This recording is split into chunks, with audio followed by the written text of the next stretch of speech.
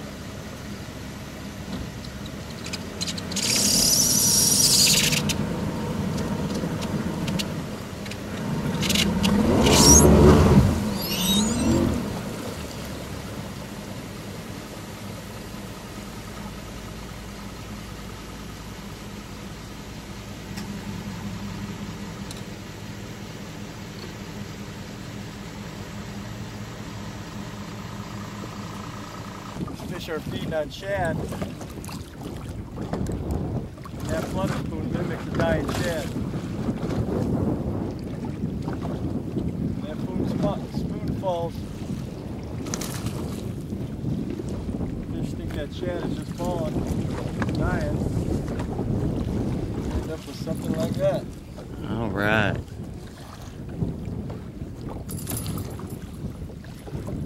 Nice fish. So, the Lake Fork flutter spoon. I add an extra treble hook to the top with a barrel swivel to keep the line twist down, but that extra hook on the top does wonders for hooking up, because a lot of times then fish will just slap at it and they'll miss the bait, and other times that extra hook will just make the difference on a good hookup. It's a good keeper to start off the morning. Right.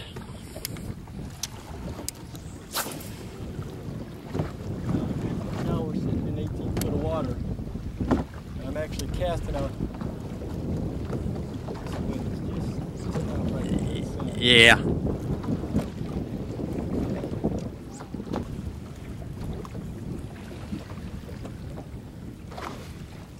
Feel very big.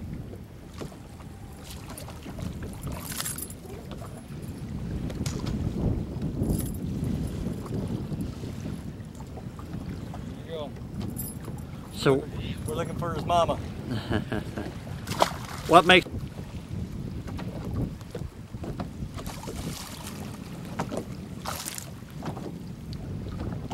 little guy eating a big worm? There you go.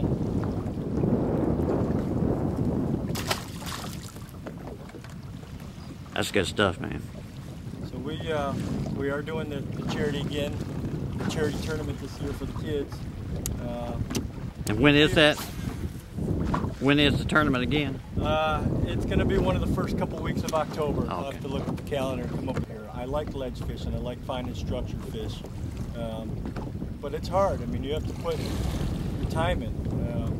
For a couple spots, sometimes you spend a day or 2 days or more just to find a couple key spots that really are holding fish.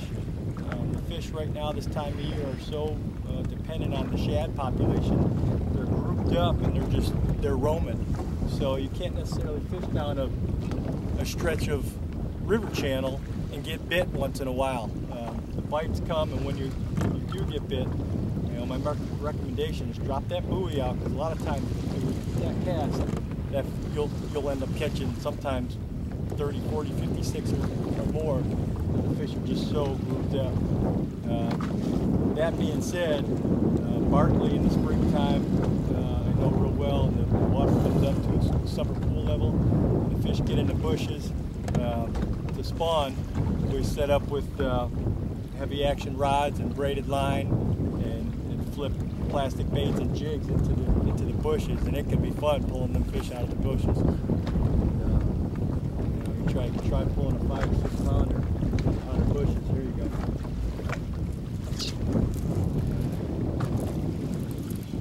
A little heavier.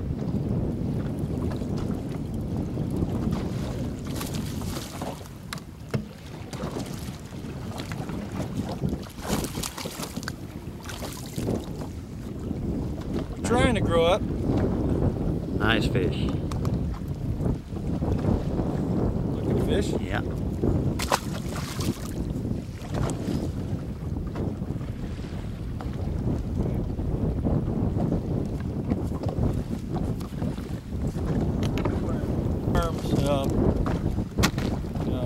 Kentucky's kind of got a reputation for liking plum apple, red buck colors.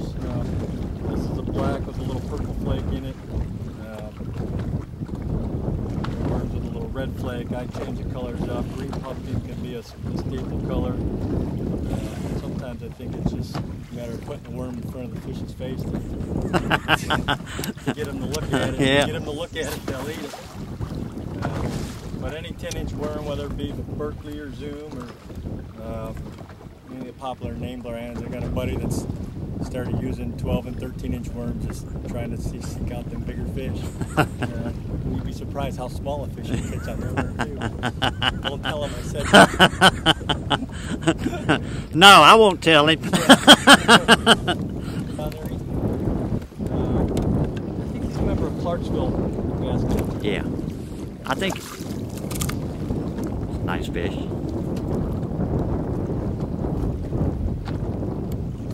They like that worm, don't they? Yeah, they're eating that worm. Just liking whatever's up, whatever's down there, they're eating good. They got nice solid bellies on them.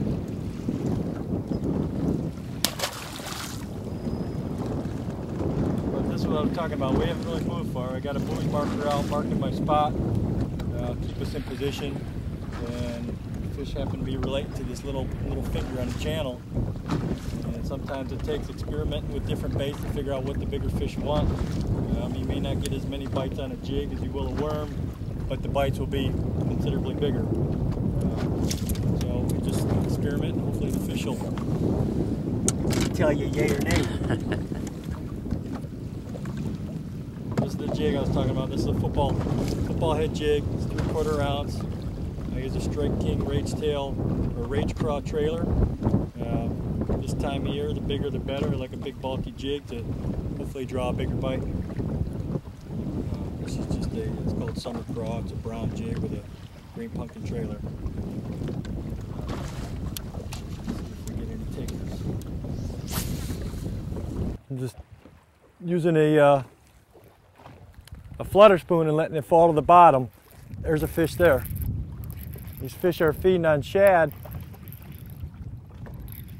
and that flutter spoon mimics a dying shad.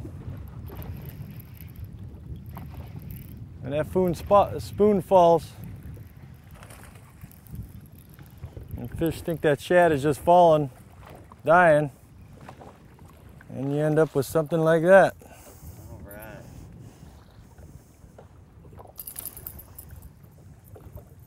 Nice fish.